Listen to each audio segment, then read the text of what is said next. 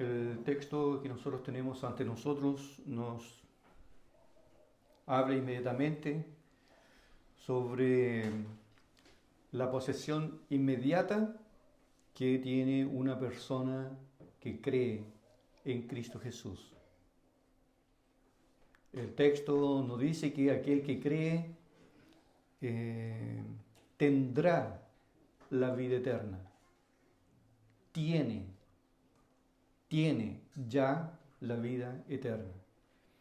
Y la posesión también se torna inmediata para los otros, los que no creen, los que rehúsan creer, los que rechazan someterse a Cristo, los que desobedecen, como dice algunas versiones, aquellos que desobedecen también ya tienen una posesión inmediata.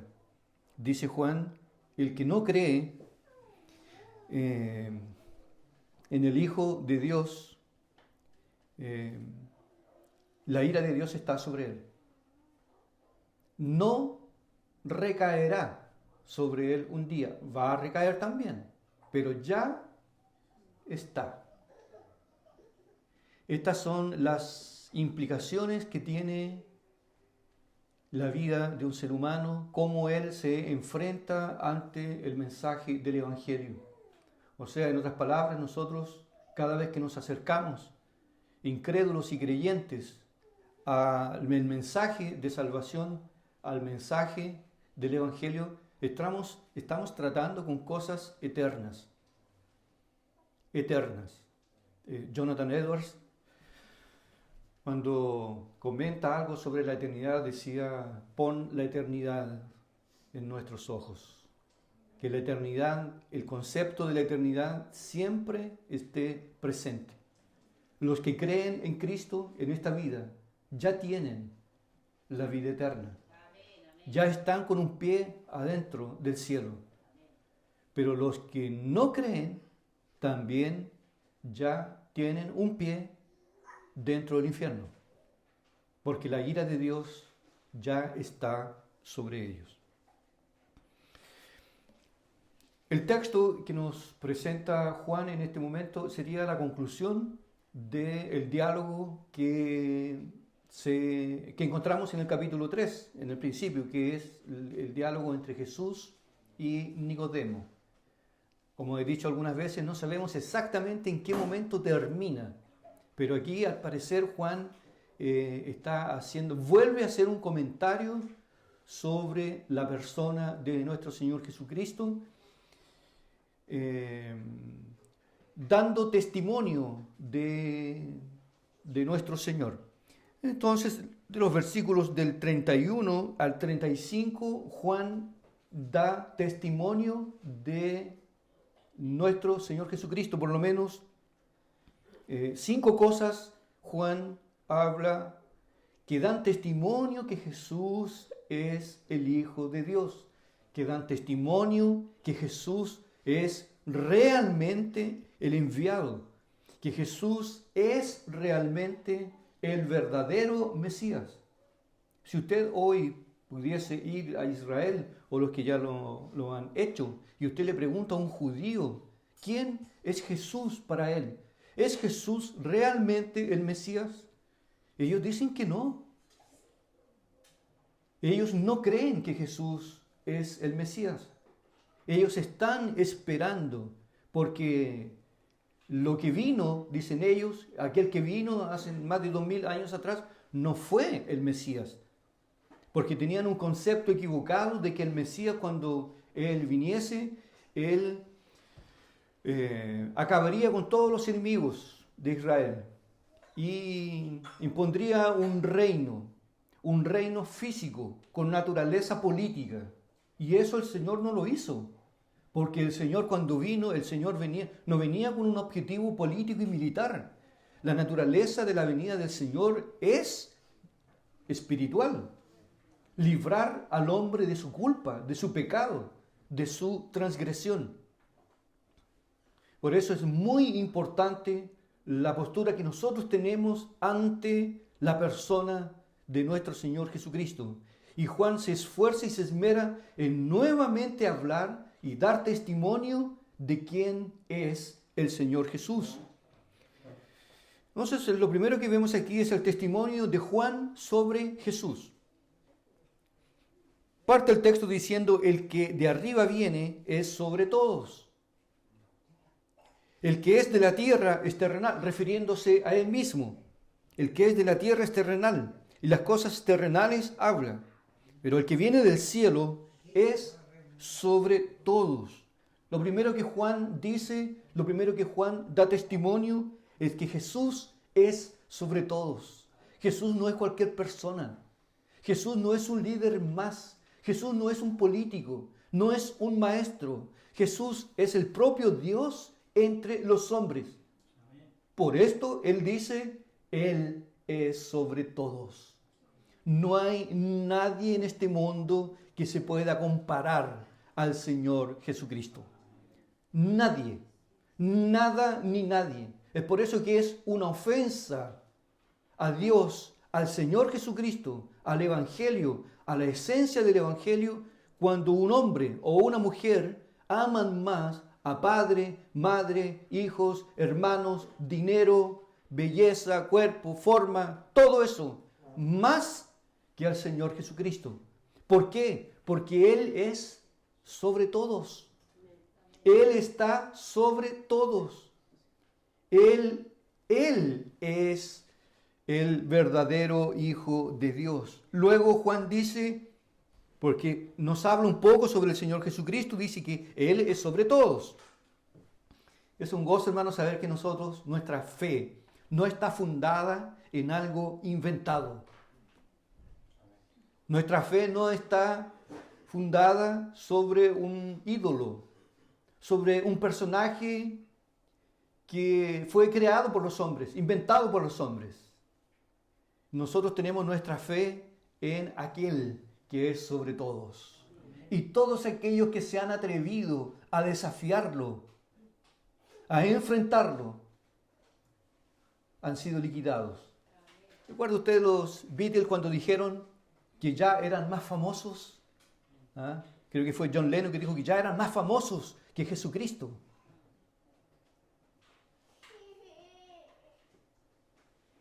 Fue liquidado.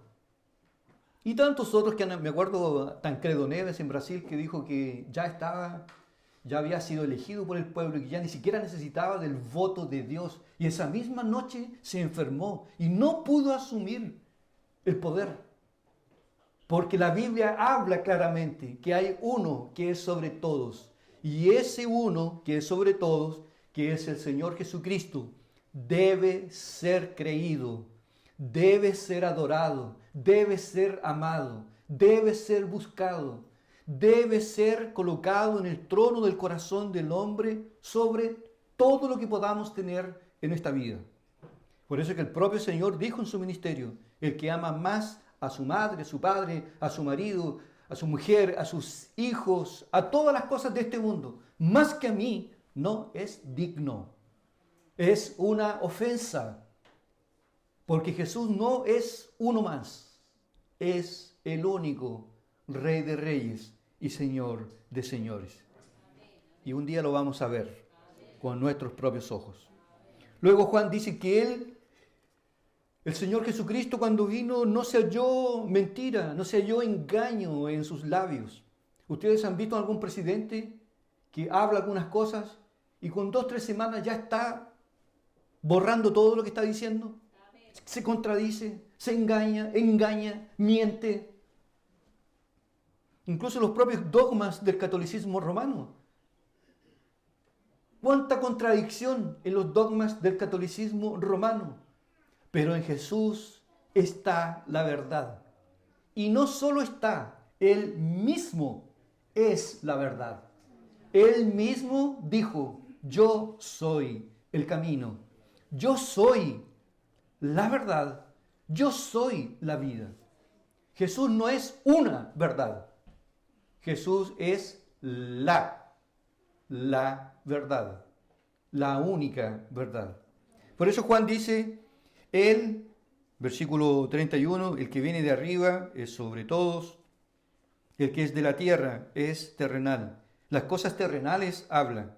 El que viene del cielo es sobre todo. Vuelve a repetir. Luego dice, y lo que vio y oyó, esto testifica.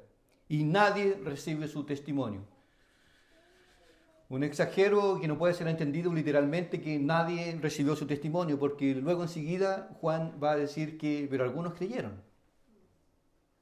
Pero la gran mayoría no han creído en el Hijo de Dios. Jesús es el testigo fiel del Padre. El propio Señor dijo durante su ministerio, todo lo que yo oí, eso hablo. La palabra no es mía, es de mi Padre. Y nosotros también. Nosotros nos cuadramos detrás de nuestro Señor Jesucristo. Lo que nosotros hemos leído, lo que a nosotros se nos ha revelado en las Escrituras, eso nosotros hablamos. A veces uno ve con cierto...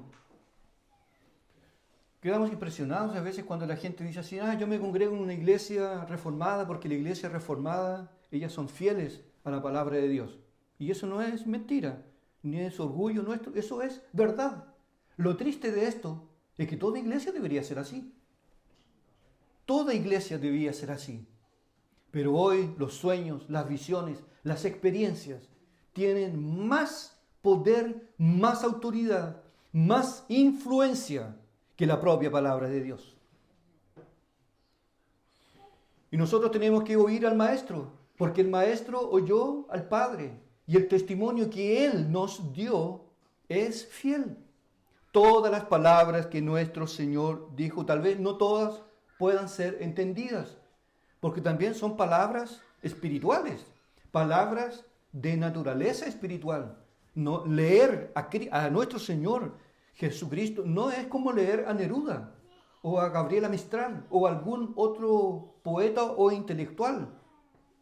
Son palabras vivas que producen vida eterna, son palabras espirituales. Hay cosas que sí entendemos, pero hay cosas que, porque son profundas, y no podríamos entenderlas estando todavía nosotros en este cuerpo de pecado. Pero aunque no entendamos todo, confiamos que todo lo que el Maestro dijo, lo que sus discípulos dijeron, es verdad. Y esta es la confianza que nosotros tenemos, este principio de sola escritura, solo la escritura, solo la palabra de Dios, porque solo la palabra de Dios es verdad. Pero la iglesia hoy vive días tan tristes, tan negros, que si alguien dice, se me apareció un ángel y lloró y me dijo que hay ciertas cosas en la Biblia que están equivocadas y que deben ser reinterpretadas, la gente va a creer. Pero las palabras de Jesús, las que fueron dichas, las que salieron de su boca y las que fueron escritas por inspiración del Espíritu Santo, la propia iglesia las rechaza. Feliz, dijo el Señor, es aquel que en mí no haya tropiezo. Feliz es aquel cristiano cuando lee la Biblia, cree todo lo que ella dice. Y si en la Biblia hay algún error, si usted llega a encontrar algún error, téngalo por seguro que el problema es del intérprete. O sea, el problema es nuestro, no de la Biblia. Nosotros creemos, y es importante que las personas que hoy nos visitan escuchen esto, nosotros creemos en la inerrancia de las Escrituras sagradas. La Biblia no tiene fallas, la Biblia no tiene errores. Esa es la base de la autoridad de las Escrituras. La Biblia es infalible. Y no solo infalible, es suficiente. O sea, no necesitamos de nada más para obedecer a Dios, sino lo que tenemos en la palabra de nuestro Señor Jesucristo. Por eso Juan dice, Él es fiel, testigo del Padre. ¿Cuál es la característica del diablo? Un ser real que existe, pero ¿cuál es su característica? Es mentiroso. Y todo aquel que miente es hijo del diablo, dijo el Señor. Ustedes mienten, ustedes matan, ustedes tienen celos, tienen odio en el corazón, Porque ustedes son hijos de Satanás, el diablo. Porque el diablo miente desde el principio y no logra mantenerse en pie en la verdad. No logra. Mentira tras mentira. ¿Para qué le vas a servir a Dios ahora si eres muy joven? Tienes que aprovechar la vida. Y la gente, sí, realmente soy muy joven para servirle a Dios. Voy a aprovechar la vida, voy a carretear, voy a aprovechar todo lo que pueda y después, antes de morir, voy a Dios. Y cuando las personas vienen con 60, 70 años, el diablo llega y dice, ¿y ahora tú vienes? ¿Ahora? No, pues tú eres muy cara de palo. Tú eres sinvergüenza. Tenía que haber sido en el principio. Mira, ahora pareces un limón estrujado. No, no. ¿Qué canalla eres? ¿Qué cara de palo tienes de venir ahora? Él es mentiroso y miente desde el principio. Pero Jesús es fiel testigo, verdadero. Un día miró aquellos edificios porque los discípulos dijeron, Maestro, mira el templo, mira la maravilla, la arquitectura de estos días, mira la modernidad. Y Jesús miró y dijo, no quedará piedra sobre piedra hasta que todo sea destruido. Tal cual ocurrió. No quedó piedra sobre piedra. El templo en el año 70 fue quemado. El oro que estaba adentro del templo por la temperatura se derritió. Cuando llegaron los enemigos de Israel, los romanos, el oro derretido en el fundamento, movieron todo para sacar el oro. No quedó piedra sobre piedra, porque todo lo que Jesús dice en su palabra es verdad. Si Él dijo, venid a mí, no venid a la iglesia, venid a mí, todos los que estáis cargados, trabajados, y yo os haré descansar, eso es verdad. Todo aquel que viene a Cristo encontrará en Él descanso, porque Él es el testigo fiel y verdadero. Como lo dice nuevamente Juan en el Apocalipsis, el testigo fiel. Jesús no miente jamás. Así que podemos confiar plenamente en Él, porque Él es fiel. Juan nuevamente dice que otra característica de nuestro Señor Jesucristo, otro testimonio dice que Jesús es el enviado de Dios. El versículo 34, porque el que Dios envió, las palabras de Dios habla, pues Dios no le dio a Él, o aquí dice, no da el Espíritu por medida, pero refiriéndose al Señor Jesucristo. Lo que acabamos de leer en Colosenses, cuando dice Colosenses que le plació al Padre que en Él, en Cristo, habitase toda la plenitud de la deidad. Jesús, desde su concepción, durante su ministerio, en la cruz, en todo momento Jesús estaba lleno del Espíritu de Dios. Porque Él es el enviado de Dios. No podemos esperar a otro. Los judíos dicen, no, nosotros estamos esperando al Mesías. Y lo más probable que la figura que se levante y que ellos lo consideren como realmente el Mesías será el anticristo. Aquel que se hace pasar por Cristo. El usurpador. El engañador que va a engañar con poderes. Porque a medida que nosotros vayamos avanzando en el tiempo y el mundo se vaya dirigiendo hacia su fin, porque lo que nosotros vemos aquí, esto no va a durar eternamente. El mundo un día se va a acabar. Y dice el apóstol Pedro en su carta que el mundo va a ser destruido con fuego. Las estrellas caerán de los cielos. Esto todo va a ser consumido por el fuego. El mundo, testigo de la gran pecaminosidad del ser humano, va a ser purificado. Va a ser purificado con fuego. Y nosotros no podemos esperar a otra persona. En aquellos días va a aparecer el anticristo con grandes poderes. Por lo mismo nosotros no nos podemos engañar o dejar engañar porque aparezca alguien haciendo prodigios, señales, maravillas, milagros, flotando en el aire. Ah, este sí realmente es el enviado de Dios. El enviado de Dios ya vino y se llama Cristo Jesús. Él es.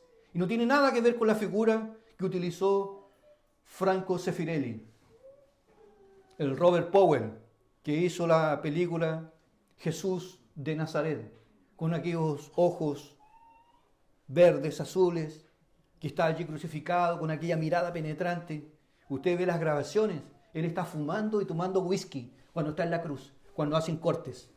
Pero la gente a veces mentaliza que esa es la figura de Jesús. Jesús es mucho más lo que cualquiera de nosotros podría, en su más profunda espiritualidad, imaginar. Por eso que es prohibido imaginarse cómo es Dios. Porque cualquiera imagen que nosotros tengamos de Él, todo queda corto en relación a lo que Él realmente es. Jesús es el enviado de Dios. Ya Juan dice, Él es sobre todos, Él es el fiel testigo. Luego dice, Él es el enviado de Dios y debemos dar gracias a Dios siempre porque el Señor Jesucristo ya vino. Se podrán levantar muchos Cristos. Hay un loco en Brasil que se llama Henri Cristi, que él dice que es el Cristo. Y algunos lo agarran para el deseo, dicen, entonces si tú eres el Cristo, entonces dime lo que estoy pensando. Ah, pero así tampoco, así no puedo. Habla por lo menos algunas palabras en hebreo. Es un charlatán. Y el propio Señor dijo que muchos Cristos se levantarían. El verdadero ya vino, el Hijo de María, el Salvador de su pueblo, de su iglesia, de los suyos, aquel que está con nosotros todos los días de nuestra vida. Nuevamente Juan da testimonio del Señor y dice que Jesús habla la palabra de Dios. Eso ya lo vimos. Para dar énfasis, Jesús es aquel que nos habla la palabra de Dios. Y Él no falla en aquello. Y luego dice que Jesús, el versículo 35, es el amado del Padre. El Padre ama al Hijo. El Padre ama al Hijo y todas las cosas ha entregado en su mano. Jesús tiene toda la autoridad en su mano. Y en su mano tiene podríamos decirlo así, tiene tijeras. Y ahí está la vida del hombre. Una tela de araña. Él puede en cualquier momento cortar la vida de un ser humano. Porque Él tiene toda la autoridad. Él tiene todo el poder en sus manos. Es el amado de su Padre. Él es la imagen del Dios invisible. Él es el Cordero de Dios. Y el Padre le entregó a Él toda la autoridad. Leemos en el Evangelio de Mateo capítulo 28 cuando dice que toda potestad me fue dada. ¿Dónde? En el cielo y en la tierra. Por tanto, id y haced discípulos, predicad el Evangelio y haced discípulos de todas las naciones. ¿En base a qué? Él nos manda, en base a la autoridad que le fue dada. Y Cristo está hoy sentado a la diestra de Dios el Padre y gobierna desde allí con poder y gloria. Algunos dicen así, pero los incendios, pero los accidentes, ¿dónde está Dios? ¿Dónde está Dios? Yo no creo en Dios, porque si hubiera Dios no habría hambre, no habrían incendios. ¿Es de Dios que viene y le prende fuego al bosque? ¿Es Dios aquel que baja y entrega fusiles para los hombres? ¿No son los hombres los que hacen esas locuras? Pero a pesar de todo ese caos, hay uno que está por sobre todos, y gobierna sobre todo. Sobre todo el mundo y sobre toda nuestra vida. No hay nada que escape de su control. Nada, absolutamente nada pueda escapar. Es por eso que es un error cuando alguien a veces ora y dice, Señor, toma el control del culto. ¿Cómo? No, Señor, toma el control. Ah, o sea que el Señor no lo tiene. O sea que el Señor, esto está descontrolado. Y hay que pedirle al Señor como que este taxi que está sin conductor y está, que el Señor Jesús entre allí y tome el control del volante. La Biblia dice que Él controla todo. Y no hay nada que escape de sus manos. Puede ser que las cosas nosotros no las entendamos, pero Él es soberano sobre todos. Este es nuestro líder. Este es nuestro Señor. Él es el dueño de la iglesia. La iglesia no se cierra nunca. Puede ser perseguida. Puede la iglesia sufrir una brutal persecución. La iglesia crece más. La iglesia no puede ser exterminada. Porque si se acaba la iglesia, se acaba Dios. Y Dios nunca se acaba. Y la iglesia tampoco se va a acabar. Y la Biblia lo dice claramente, que cuando Cristo venga por la segunda vez, encontrará a su pueblo. Los que estén en aquellos días serán transformados y subirán para estar en la presencia de Dios. Así que no se asuste con el comunismo, no se asuste con el socialismo, no se asuste con lo que pasa en el mundo. Un cristiano que mira las Escrituras y ve el mundo, no tenemos de qué sorprendernos. ¿O usted espera días mejores? Solamente podríamos ver días mejores si Dios irrumpiera con un avivamiento. Que no sería nada malo, sería glorioso, pero verdadero. No chamullo, no fuego que no quema, no humo, una verdadera manifestación. Pero si Dios no se manifiesta de una forma extraordinaria, el mundo va a seguir bajando. Y hoy el pecado está legalizado y el pecado es glorificado literalmente en plaza pública. Mire a dos mujeres que se están besando con cierto desdén, con cierto rechazo. Usted puede ir parar a los tribunales. Así está el mundo, loco.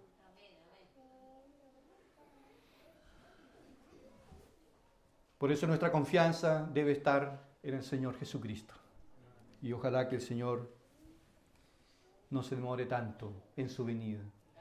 O nos llame a su presencia, que sería algo infinitamente mejor para nosotros. El segundo punto, y con esto ya voy terminando. Ahí tenemos el testimonio que es dado, que los siervos de Dios han dado de Cristo. Y nosotros tenemos que hacer lo mismo. Cuando a usted le pregunten, ¿quién es Jesús para ti? Bueno, Juan dijo, Jesús es soberano, es sobre todos. Jesús es el testigo fiel, no miente. Jesús es realmente el enviado de Dios. Jesús nos habla la palabra de Dios. Jesús es el amado del Padre y el Padre le entregó toda la autoridad en sus manos porque hay una confianza elevadísima. ¿O usted como padre le confiaría todo, si usted tuviese una herencia, toda la herencia a un hijo como el hijo pródigo? ¿Que sabe usted que mañana mismo él empezaría a quemar el dinero con drogas, con mujeres, con fiestas? No se puede confiar. Pero existe tal santidad en el Hijo de Dios, porque es el propio Dios, la segunda persona de la Trinidad. El Padre confía en Él completamente. Es el segundo Adán que no fallará. No falla jamás. Y por lo mismo, dice Juan, el Padre le ha dado toda la autoridad. Todo el poder están en las manos de nuestro Señor Jesucristo. Por eso que dice el propio Señor que le fue dado autoridad para juzgar y juzgar con justicia. Cuando le pregunten a usted, ¿quién es Jesús? usted también sea un testigo fiel. Y es lamentable, pero no es algo raro, es muy común que hasta los propios hijos de Dios a veces sientan vergüenza de dar testimonio de Jesús, de decir que son cristianos. No fue solamente Pedro el que sintió vergüenza. No fue solamente Pedro quien negó. John MacArthur comenta, dice, este episodio de Pedro y Jesús al negarlo no es algo aislado. Los cristianos, en muchas formas y maneras, niegan conocer al Hijo de Dios y sienten vergüenza. Pero no sienten vergüenza de decir que son hinchas de un equipo. No sienten vergüenza al hablar de política. No sienten vergüenza. No sienten vergüenza cuando están viendo a un equipo que está ganando y los gritos ¡pah! Pero en el culto,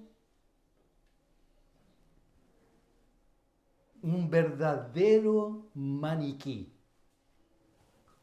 sin emociones, tiene todo bajo control. Es una forma indirecta de negar al Hijo de Dios. ¿Qué testimonio das tú sobre Cristo? Oye, ¿cómo tú te vistes? ¿Cómo tú hablas? ¿Tú eres cristiano? ¿Tú vas a alguna iglesia? Y es el momento propicio para que nosotros podamos dar testimonio de nuestro Señor. Pero tan joven y canuto, doy gracias a Dios porque eso me ha librado de 1000 vergüenzas. Ayer estuvimos predicando en el centro de Concepción y a varias personas con las cuales yo pude conversar, dije, ¿sabes qué? Yo fui llamado al Evangelio con 15 años. Con 15 años, puedo decir efectivamente que con 15 años el Señor me llamó al Evangelio.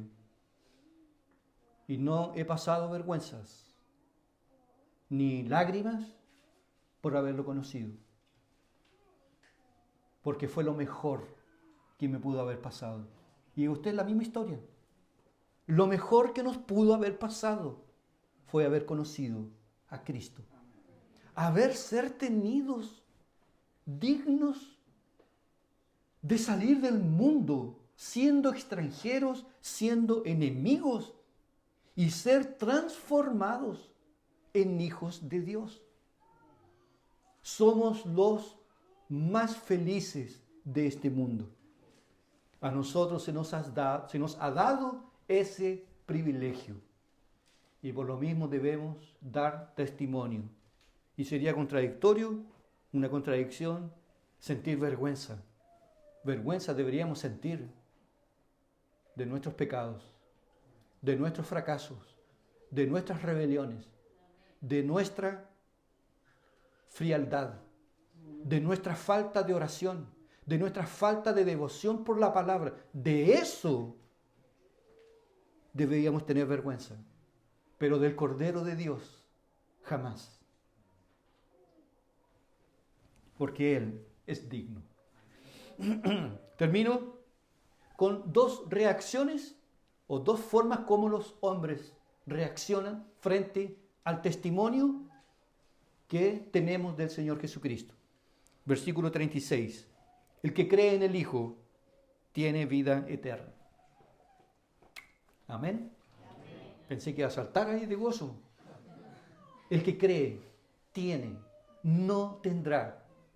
Nuevamente, la posesión que nos es dada es adquirida de forma inmediata. No tendremos la vida eterna. La vida eterna ya la tenemos. Desde el momento en que creemos, empieza la nueva vida, la vida eterna. Y estamos con un pie en el cielo y un pie aquí en la tierra. Estamos en el ya y en el aún no. Porque tenemos una bendita esperanza. La vida eterna es una posesión inmediata. Ya tenemos la vida eterna. Y no estamos luchando para tenerla. Ya la poseemos. Ya la tenemos. ya es nuestra. El Señor ya nos pertenece y nosotros ya le pertenecemos a Él. La vida eterna no es algo solamente futuro, es futuro, porque también lo que se viene para nosotros, hermanos, es algo espantosamente glorioso. Hay un lugar a donde vamos los cristianos, donde no hay tristeza. ¿Usted sabe lo que es la tristeza, no? ¿Le ha visitado la tristeza, la soledad? No hay un enemigo llamado Satanás. No hay un mundo, la corrupción del mundo. No habrá nada de eso. Esta es nuestra bendita esperanza. Tenemos esperanza, por lo mismo tenemos gozo. Y nosotros sabemos lo que nos espera. El apóstol Pablo en sus palabras dijo, yo sé en quién he creído. Y estoy seguro que es poderoso para guardar mi depósito hasta el día final. Somos finalmente los más bienaventurados de todos los hombres. Somos hijos de Dios. Pertenecemos al linaje de Dios. Tenemos la vida eterna. Si hoy Dios nos llamara, ya estamos listos para subir a las mansiones celestiales. Este cuerpo queda para ver la corrupción. Nuestra alma estará para siempre en la presencia de Dios. Sáquele molde. No habrá más marido. No habrá más esposa. Seremos todos hermanos en Cristo Jesús. Lo más elevado y glorioso de un verdadero Hijo de Dios redimido. Aunque eso es un poco de consuelo para aquellos que no tuvieron un casamiento bueno, porque para nosotros los que estamos bien casados, nuestro casamiento es un pedacito del cielo, aquí en la tierra. Amén, pues.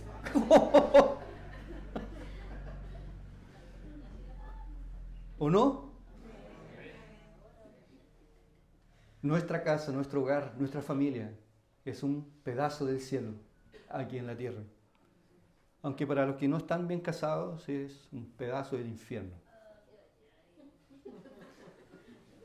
Pero es un día se acaba. El que cree tiene la vida eterna. Y los que no creen, la segunda reacción. Los que no creen. Pero yo creo, hasta el borracho cree, hasta el drogadicto cree, hasta la prostituta cree. No, pero aquí estamos hablando de una fe salvadora, de obediencia. Aquel que obedece al Hijo de Dios tiene la vida eterna. Pero aquel que no obedece, no cree, yo voy a vivir mi vida, voy a hacer lo que yo quiero, voy a andar de manos dadas con el mundo, voy a vivir la vida, voy a gozar la vida. Esa misma noche vendrán por tu alma y partirás de este mundo teniendo a Dios como enemigo. Eso será terrible. Aquel que rechaza creer ya también tiene una posesión inmediata, ya está condenado. Nos dijo el propio Señor, el que cree será salvo. El que no cree ya está condenado. Ya está condenado porque no creen en el unigénito Hijo de Dios. Los que rechazan al Hijo de Dios como Dios lo sabe todo y los que ya van a morir en incredulidad, dice la Biblia, estos ya tienen una posesión inmediata. Como los que creen ya tienen una posesión inmediata, ya tienen la vida eterna, los que rechazan también tienen una posesión inmediata, la condenación eterna. Y Juan dice y termina diciendo, la ira de Dios ya está como una nube sobre ellos. La ira de Dios ya está sobre ellos. No es que Dios está morado de rabia. sobre ellos. Cuando dice la Biblia que la ira de Dios está sobre ellos, es que la reprobación, el rechazo de Dios ya está sobre ellos. ¿O usted cree que Dios a todos estos asaltantes, bandidos, asesinos, hombres crueles, violentos, Dios los mira con, oh, mi creación, un hijo por creación, tengo tanto amor por estos bandidos? La Biblia dice que Dios aborrece al perverso, aquel que mata, derrama sangre inocente. La ira de Dios ya está sobre ellos. No todos son hijos de Dios. No todos los que mueren se irán al cielo. Esta idea de que murió el chavo y va con su palito al hombro, con su escobillón ahí, con sus pilchas, entrando al cielo y para juntarse con don Ramón. No es así. Esto no es un chiste. Los que rechazan al Hijo de Dios, los que dicen así, yo no quiero someterme a esto, yo no quiero, no me gusta, me aburre. A mí me gusta el reggaetón, a mí me gusta el mundo, a mí me gusta el carrete. Estos, la ira de Dios ya está sobre ellos. La reprobación. La reprobación. Y estos, dice Juan, no verán la vida. No verán. Aunque le hagan 1000 misas. Y aunque le construyan un palacio de tumba. Con angelitos que le pongan dentro y 1000 cosas. Ellos no verán la vida. Ellos enfrentarán la condenación justa del juez eterno. Y tiene que ser así. Tiene que ser así. Nosotros mismos tenemos un cierto senso de justicia colectivo. Si un hombre mata a una persona inocente, entra a una casa, la asalta, la destruye, como ocurrió el día de ayer en Santiago. Bandidos, canallas, entraron a un edificio, asaltaron a la mujer, la violaron. Y después huyeron, y llegan estos, son capturados, y llegan delante del juez, y el juez los deja libres. ¿Qué dice uno? No hay justicia. Eso no es justo. Pues con Dios no es así. Con Dios, Dios va a juzgar con justicia. Nadie podrá escapar de la ira de Dios. De todos aquellos que rechazaron. No vas a poder huir de ese día en que la manifestación de la ira de Dios venga sobre este mundo. Por eso dice Juan, los que rechazan, los que no creen, los que no obedecen, no verán el reino de Dios. No verán a Dios. No lo van a enfrentar como padre, lo van a enfrentar como juez. Y serán lanzados en un lago, dice la Biblia, que no miente, en un lago de fuego que arde día y noche. Y aunque estés bautizado y te conozcas la confesión de fe de memoria, pero tú no has nacido de nuevo y no has abrazado el Evangelio con tu alma, vas a ser lanzado más abajo todavía.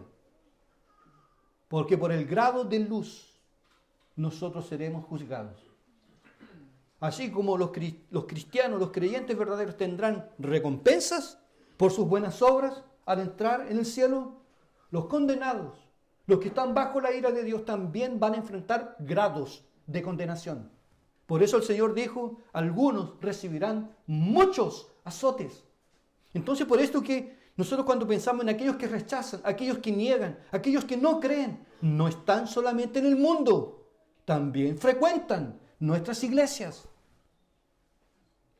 Lo adoran de labios. Su religión, ellos la controlan, la dominan. Todo.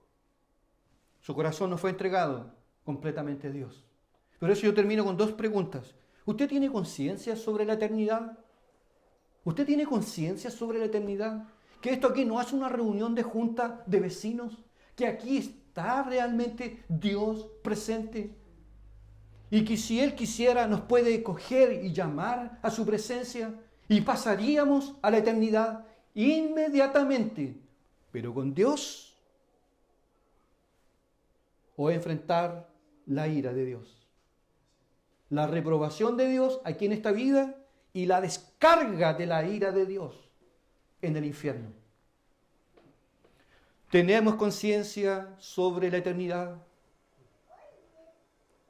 ¿No es que a veces nos olvidamos y vivimos nuestra vida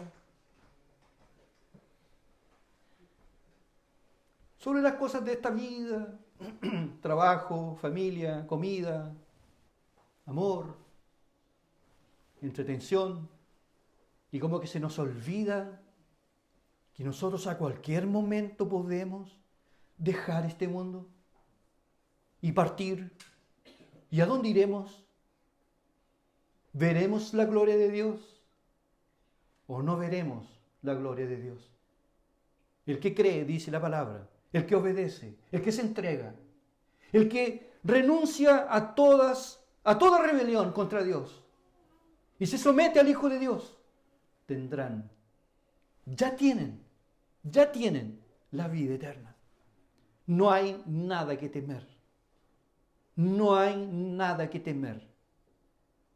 El ángel de la muerte vino sobre Egipto y los destruyó a todos, los primogénitos. Pero donde había sangre, Él pasó. Ese es el Hijo de Dios. Todo aquel que cree en el Hijo tiene la vida. La ira de Dios pasará por nosotros. No nos tomará. Este es mío. Yo te conozco. Yo vi tus oraciones. Yo vi tu aflicción. Yo vi la lucha contra el pecado. Yo te vi.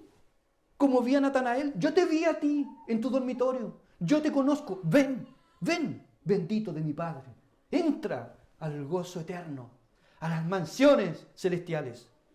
Pero los que rechazan, los que no se someten, los que desobedecen a Dios, serán lanzados al fuego eterno.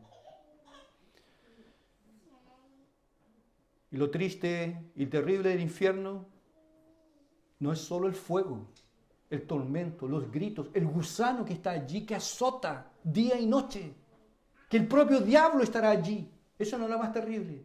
Lo más terrible es que Dios no estará allí por toda una eternidad. ¿Con cuál de los dos grupos usted se identifica? ¿Con los que creen o los que no creen? Hoy es el día de la salvación. Hoy es el día que tú le digas, o tú que estás sobre el muro, hoy es el día que tú digas, Señor, yo me entrego. Yo me entrego a ti. Yo quiero ser un siervo tuyo.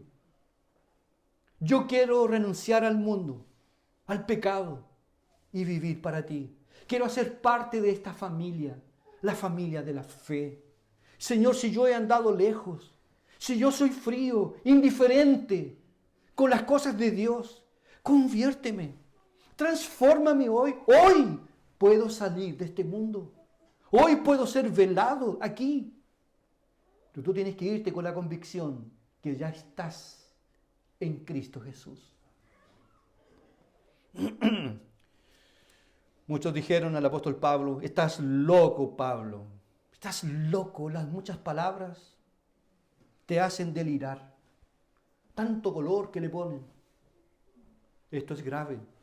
Esto es serio. Muy serio. La eternidad.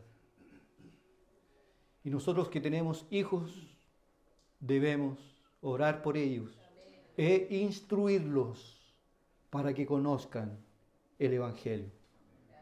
Tal vez no sería la mejor cosa o la gran cosa que tú le dejes una herencia, una casa a tus hijos. Lo mejor que tú le puedes dejar a tu hijo es la fe y el ejemplo de haber sido fieles a Cristo Jesús. Que Dios nos ayude, nos bendiga, que nosotros seamos de aquellos que creen. No solamente creemos, le creemos a Dios y no vemos ninguna falla. Ninguna falla en Él. Miramos, meditamos. No hay falla en el Hijo de Dios. Y Él dijo, bienaventurados. Que cuando Juan el Bautista dijo, Señor, ¿eres tú o esperaremos a otro? Y Jesús dijo, díganle a Juan lo que estoy haciendo aquí. Los cojos corren, los ciegos tienen vista, los muertos son resucitados, los leprosos son sanados y a los pobres es anunciado el Evangelio. Se da la media vuelta y dice, bienaventurado es el hombre que no haya en mí tropiezo. No hay tropiezos en Cristo Jesús. Que usted sea de este grupo. ¿Hace cuánto tiempo que usted está visitando la iglesia y aún no podemos contar contigo? Hoy es el día para volver al Señor en arrepentimiento y fe y entregarnos por completo al Salvador. Gracias, Señor, por tu palabra. Te damos la gloria por sentarnos a tus pies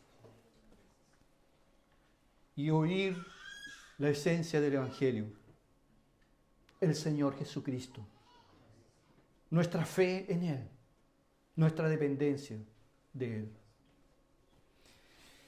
Es verdad, Señor, que hemos pasado por muchas pruebas, dolores, aflicciones, decepciones en esta vida, tropiezos por nuestra necedad.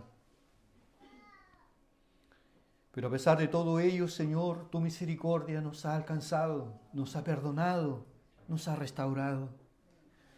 Y somos los más felices de este mundo. Pero solo por ti, Señor. No es por el dinero, ni la salud, ni la familia, ni los bienes materiales. Es por causa del Hijo de Dios. Damos la honra, la gloria, la alabanza, la adoración, la gratitud al Señor Jesucristo. Yo sé que tú nos oyes. Sé también que tú estás aquí con nosotros y te rendimos y entregamos todas nuestras vidas a ti, Señor, por siempre y para siempre. Llénanos de tu Espíritu, llénanos de tu palabra y también llama y transforma a aquellos que aún no han creído en el Hijo de Dios. Quisiéramos que todos nuestros hijos, nuestros familiares pudieran creer, nos acompañaran, creyeran en el Hijo de Dios. Pero rogamos por ellos, porque si tú tuviste misericordia de nosotros, que no éramos buenos, también lo puedes tener con ellos, para que puedan ser salvos, Señor. Gracias por tu palabra. En el nombre de Jesús oramos. Amén.